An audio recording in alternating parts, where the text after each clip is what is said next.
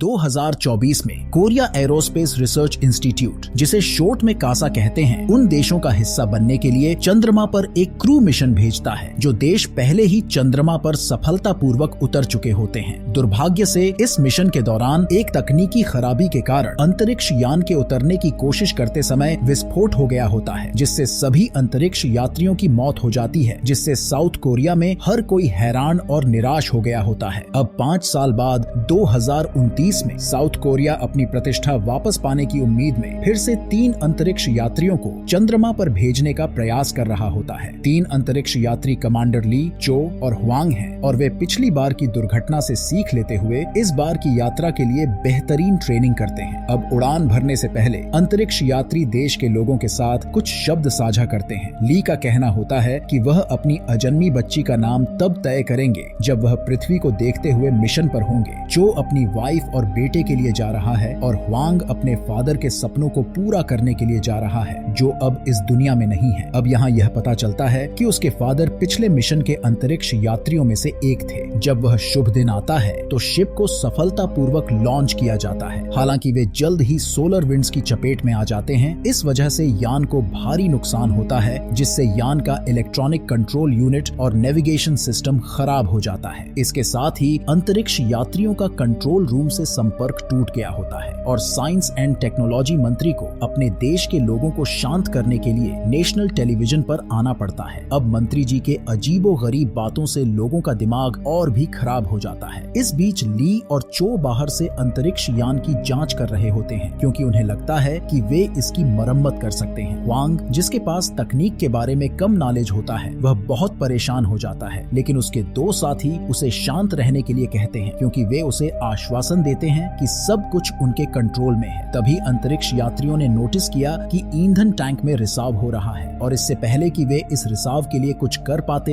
एक बड़ा विस्फोट होता है, जिसमें चो तुरंत अपनी जान गंवा देता है। लेकिन कमांडर ली अपने हैच को पकड़ने में कामयाब रहता है और विस्फोट से स्पेस में उड़ने से बच जाता है। अब स्पेस रिसर्च सेंटर का शिप के साथ केवल कुछ मिनटों के लिए ही संपर्क हो पाता है, और जल्द ही संपर्क फिर से कट हो जाता है। लेकिन उन्हें पता चलता है कि इतने से कनेक्शन से वे जानकारी को नहीं पढ़ सकते हैं। ह्वांग मदद के लिए बाहर जाने की सख्त कोशिश करता है, लेकिन ली का कहना होता है कि दरवाजा खोलने से उसकी मौत हो जाएगी। ली को अब एहसास होता है कि वह वहां से जीवित नहीं निकल पाएगा, और अपने अंतिम समय में वह ह्वांग से पूरे सिस्टम पावर को रीबूट करने के लिए कहता है, ताकि वह संचार चालू कर सके, और उससे वादा करता है कि वह सुरक्षित वापस लौट आएगा। ह्वांग चिल्लाता है जब वह देखता है कि कमांडर ली अपनी हैच खोलकर हमेशा के लिए स्पेस की गुमनामी में गायब हो गया है। कुछ देर बाद संपर्क फिर से शुरू हो जाता है, और एक तबाह ह्वांग बुरी खबर देने के लिए स्क्रीन पर दिखाई देता है। कासा के डायरेक्टर उन्हें समाधान ढूंढने तक इंतजार करने के लिए कहते हैं, और मंत्री साहब घबरा जाते हैं, क्योंकि वे एक और मिशन खोना नहीं चाहते थे। अब सभी वैज्ञानिक अपने विकल्पों पर चर्चा करते हैं, और उन्हें लगता है कि उनके पास पिछले मिशन के डायरेक्टर को वापस लाने के अलावा कोई ऑप्शन नहीं है, क्योंकि उसी डायरेक्टर ने उनके अधिकांश उपकरण और प्रोटोकॉल डिजाइन किए होते हैं। अब पिछले डायरेक्टर का नाम किम होता है, जो इस टाइम में इंटर्न हान बायोल के साथ एक पहाड़ पर कुछ शिकार कर रहा होता है, क्योंकि पिछले मिशन के असफल होने के बाद वह कासा से दूर रह रहा होता है, और अब वह एक ऑब्जर्वेटरी के लिए काम कर रहे होते हैं। अब जब कासा का हेलीकॉप्टर अचानक उनके सामने आता है तो जानवर भाग जाते हैं, और वे बात करने के लिए उसके साथ ऑब्जर्वेटरी में आते हैं, जहां किम तुरंत वापस आने से इनकार कर देता है। हालांकि जब उसे पता चलता है कि ह्वांग पिछले मिशन के अंतरिक्ष यात्रियों में से एक का बेटा है, तो उसका मन बदल जाता है। इधर कंट्रोल रूम में वैज्ञानिक टेंशन में होते हैं, क्योंकि शिप में तापमान बेहद कम होता जा रहा है। जैसे ही मंत्री फिर से घबराने लगते हैं, तभी किम आता है और ह्वांग को निर्देश देता है कि केवल एक थ्रस्टर की सहायता से शिप को लूनर ऑर्बिट में कैसे ले जाया जाए। अब यह प्लान सफल होता है, और जैसे जैसे अंतरिक्ष यान में तापमान बढ़ता है, यह कक्षा में घूमना भी शुरू कर देता है। दोस्तों, एक शिकायत है, आप लोग चैनल सब्सक्राइब नहीं करते हो। ऐसा मत करो मेरी जान। तब किम ह्वांग को आराम करने के लिए कहता है, जबकि वे उसे वापस लाने के लिए समाधान ढूंढ रहे होते हैं। और तभी डरा हुआ ह्वांग कंट्रोल रूम से पूछता है कि वह किससे बात कर रहा है। जब ह्वांग किम का नाम सुनता है तो उसे तुरंत अपने फादर के अंतिम संस्कार और उसमें किम की उपस्थिति की याद आती है। इससे वह अन्य अंतरिक्ष यात्रियों की शिप में रखी पारिवारिक तस्वीरों को देखता है, यह जानते हुए कि वे अब इस दुनिया में नहीं रहे। इस बीच किम अपनी पूर्व पत्नी मून यंग को कॉल करता है, जो अब नासा में काम कर रही होती है। दुर्भाग्य से वह उन्हें सूचित करती है कि नासा ने इस स्थिति को हारा हुआ मानकर मदद करने से इनकार कर दिया है। अब फोन रखने के बाद किम से हान ब्योल बताती है कि हर कोई टेंशन में है क्योंकि ह्वांग बिना परमिशन के लैंडर को अलग कर रहा है। यह सुनते ही किम ह्वांग से बात करने के लिए दौड़ता है और उसे ऐसा करने से मना करता है, लेकिन ह्वांग सुनने से इनकार कर देता है। वह अपनी जान किम के हाथों में नहीं देना चाहता क्योंकि किम तो उसके फादर को भी नहीं बचा पाए थे और उसने पहले ही अपना डिसीजन ले लिया होता है। वह किसी भी कीमत पर उन अंतरिक्ष यात्रियों के लिए चंद्रमा पर उतरेगा जिन्होंने अपने परिवार और दक्षिण कोरिया के लिए अपनी जान गंवाई थी। अब साउथ कोरियाई नागरिक और प्रेस इस खबर से पागल हो गए होते हैं। तभी हान बायोल किम को मेटियोर शावर की संभावना के बारे में बताती है और किम उसे इस पर नजर रखने के लिए कहता है और खुद इस प्रॉब्लम का कुछ सोल्यूशन ढूंढने लगता है। इस बीच वैज्ञानिक ह्वांग को गाइड करने की पूरी कोशिश करते हैं, जो ऐसा करने के लिए ऑटो पायलट पर डिपेंड होता है। अब किम पिछले मिशन के दौरान किए गए सभी कार्यों के बारे में सोचना बंद नहीं कर पाता है और जिस दिन वह बहुत छोटे ह्वांग से मिला था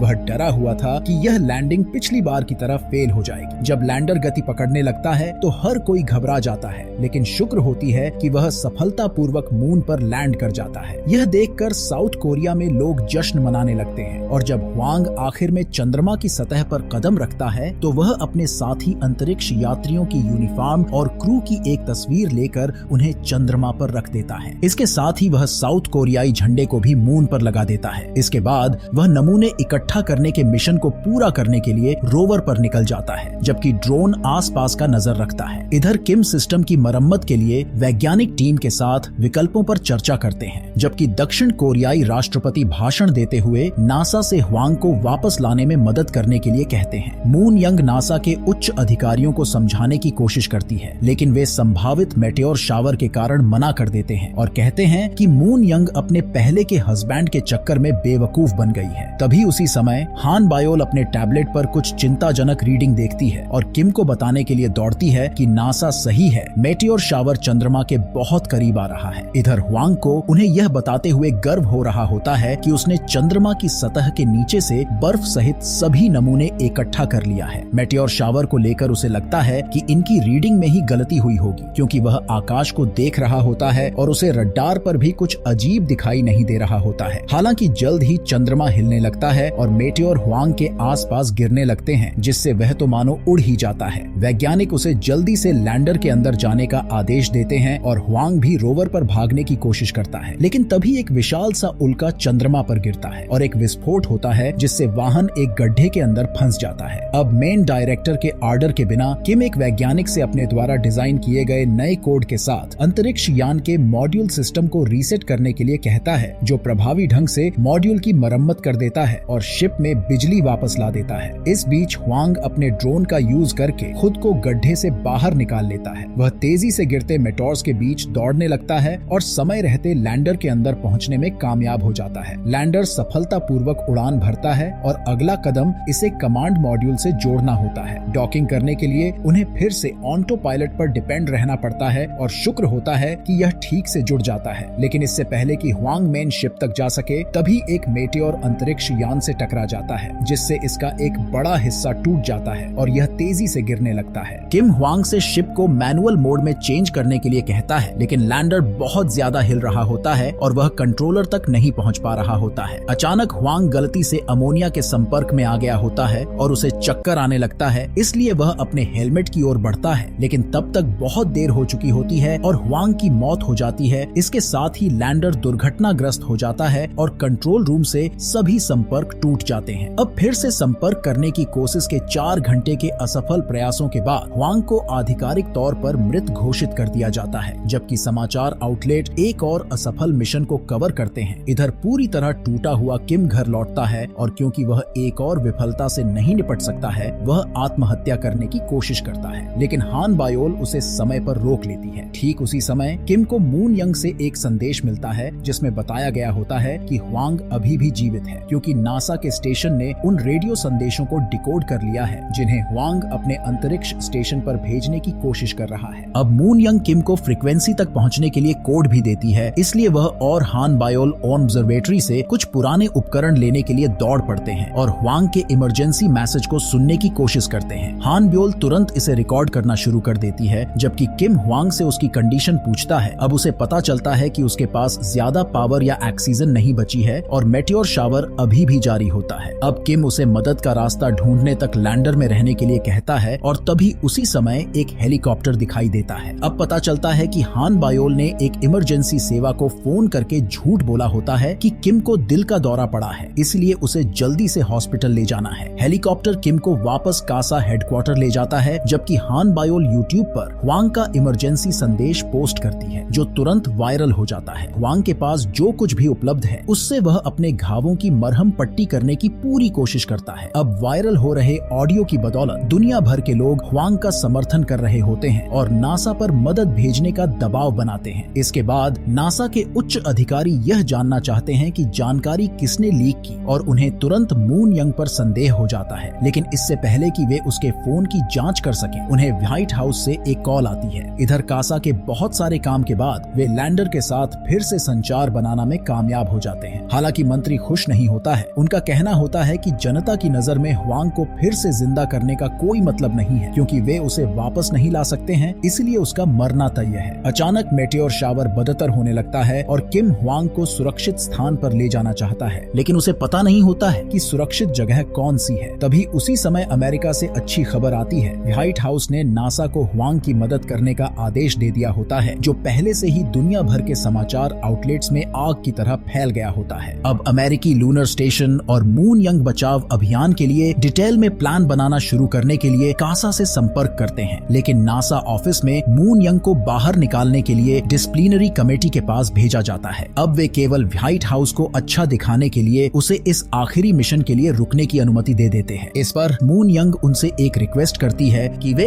इस मिशन को पूरा करने का केवल एक ही प्रयास कर दें। अब अमेरिकी स्टेशन रिक्वेस्ट मान जाते हैं ताकि वे दक्षिण कोरियाई जहाज के साथ डॉक कर सकें। अब हुआंग लैंडर को फिर से लॉन्च करने की कोशिश करता है, लेकिन बहुत सारे झटकों के बाद दुर्भाग्य से यह उड़ान भरने में विफल रहता है, क्योंकि इसमें पर्याप्त जगह नहीं होती है और यह सही ढंग से सीधा खड़ा नहीं होता है। किम हुआंग को अबोर्ट करने के लिए कहता है, लेकिन तब तक बहुत देर हो चुकी होती है। लैंडर जमीन पर गिर जाता है और कई मिनट तक इधर उधर घूमता रहता है और डॉकिंग पोर्ट भी टूट जाता है। अब अमेरिकी स्टेशन घोषणा करते हैं कि वे अब वेलोसिटी नहीं बनाए रख सकते हैं, इसलिए मून यंग के पास बचाव अभियान रद्द करने के अलावा कोई विकल्प नहीं है। यह सुनकर हताश किम हुआंग को लैंडर की ओर बढ़ाने के लिए कुछ आइडिया देता है, लेकिन हुआंग हार मान ली होती है और ऑक्सीजन सप्लाई सहित सभी सिस्टम को बंद कर देता है। अब किम हुआंग को अपने फादर की तरह नहीं बनने के लिए कहता है, लेकिन हुआंग अपने फादर की इच्छा पर सच्चाई देखी होती है। अब यह पता चलता है कि उसके फादर को फर्स्ट मून मिशन से 1 महीने पहले पता था कि इंजन में खराबी थी और फिर भी उन्होंने मिशन पर जाने का फैसला किया, क्योंकि वे किसी भी कीमत पर सफलता के भूखे थे। हालांकि किम उसे टोकते हुए कहता है कि उसे पूरी कहानी नहीं पता है। किम हुआंग से उसके फादर को माफ करने के लिए कहता है, क्योंकि यह उनकी गलती नहीं थी। लॉन्च से 1 दिन पहले उसके फादर ने किम को खराब इंजन के बारे में बताया था और 2 महीने बाद इस मिशन के लिए कहा था, लेकिन चूंकि दुर्घटना की संभावना न्यूनतम थी, इसलिए गुस्से में किम किसी भी तरह रॉकेट के साथ आगे बढ़ गया होता है, क्योंकि मिशन पहले ही इतनी बार स्थगित किया गया था कि वह इसे दोबारा नहीं कर सकते थे। अब दिल खोलकर रोते हुए किम हुआंग से वापस आने की विनती करता है। हर कोई उम्मीद खोने लगा है, लेकिन अचानक कंप्यूटर से पता चलता है कि शिप में ऑक्सीजन की सप्लाई फिर से शुरू हो गई है। हुआंग आखिर अपने फादर को माफ कर देता है और वापस आने के लिए तैयार हो जाता है, इसलिए वह निर्देश मांगता है। अब किम कंट्रोल रूम में वापस जाता है और वैज्ञानिकों के साथ मिलकर वे हुआंग को बाहर जाने और थ्रस्टर्स को मैन्युअल रूप से एक्टिव करने के लिए सुझाव देता है। अब जब वह अधिक जगह वाले क्षेत्र में होता है तो इससे उसे कमांड मॉड्यूल को सफलतापूर्वक लॉन्च करने की अनुमति मिलती है। इस बीच मून यंग खुद को अपने ऑफिस में बंद कर लिया होता है और अमेरिकी स्टेशन पर अंतरिक्ष यात्रियों के साथ संपर्क करती है। वह उन्हें बताती है कि सरकार की ओर से कोई निर्देश नहीं है, लेकिन वह उन्हें यह याद दिलाते हुए अपील करती है कि वे सभी अलग अलग देशों से हैं, फिर भी वे सभी अंतरिक्ष यात्री हैं, इसलिए राष्ट्रीयता के कारण किसी साथी अंतरिक्ष यात्री की मदद की पुकार को नजरअंदाज नहीं किया जाना चाहिए। तभी उसकी कॉल कट जाती है, क्योंकि उच्च अधिकारी उसके कमरे में घुस जाते हैं और उसे ले जाते हैं। इधर हुआंग देखता है कि शिप चंद्रमा के उजाले साइड पहुंच रहा है, लेकिन यहाँ लैंडिंग असंभव है, इसलिए वह एक प्लान बनाता है। दूसरे अंतरिक्ष यात्रियों से सारी यादें बटोरने के बाद वह ड्रोन को अपने शरीर के चारों ओर बांध लेता है। किम उसे हैच खोलने और कूदने का आदेश देता है और बहुत झिझक और डर के बाद ह्वांग लॉन्चर से कूद जाता है। वह कई मिनट तक इधर उधर तैरता रहता है और एक बार जब वह सतह के काफी करीब आ जाता है तो वह ड्रोन को एक्टिव कर देता है, जो उसे जमीन पर गिरने पर थोड़ा हेल्प करता है। तभी संचार अचानक टूट जाता है और कंट्रोल रूम में हर कोई यह मान लेता है कि कुछ तो बहुत बुरा हो गया है। उसी समय अमेरिकी स्टेशन घोषणा करता है कि वे बचाव कार्य को अंजाम देने के करीब आ रहे हैं, लेकिन राहत की बात होती है कि ड्रोन अभी भी काम कर रहा है और जागने पर ह्वांग का चेहरा रिकॉर्ड करने में कामयाब रहता है। इसलिए वह संदेश सुनता है और बचाव दल को अपनी पोजीशन भेजता है। कुछ ही देर बाद अमेरिकी दल द्वारा ह्वांग की देखभाल की गई तस्वीरें हर समाचार आउटलेट तक पहुंच जाती है और दुनिया भर में हर कोई जश्न मना रहा होता है। इस सफलता के बाद कासा डायरेक्टर चाहते हैं कि किम अपनी नौकरी पर वापस आ जाएं, लेकिन किम इससे इनकार कर देता है और ओ ऑब्जर्वेटरी में लौट जाता है। अब जब ह्वांग साउथ कोरिया लौटता है तो मंत्री उत्साह के साथ उसका स्वागत करता है, यह दिखाते हुए कि वह हमेशा उस पर विश्वास करता था। देश उन्हें हीरो मानता है, लेकिन हल्के भाषण के बाद वांग अपने साथी अंतरिक्ष यात्रियों की यादों को आगे बढ़ाने पर ध्यान केंद्रित करता है। वह परिवारों से मिलता है और उन्हें शिप से बचाई गई सभी चीजें देता है। एक महीने बाद यह अनाउंसमेंट होती है कि international space committee south Korea को 9वें देश के रूप में शामिल होने की अनुमति दे देता है। अब यह भी पता चलता है कि व्हाइट हाउस से भेजे गए एक आदेश से मून यंग नासा की पहली महिला डायरेक्टर बन गई है। इस बीच ओ ऑब्जर्वेटरी में किम अंतरिक्ष के बारे में जानने के लिए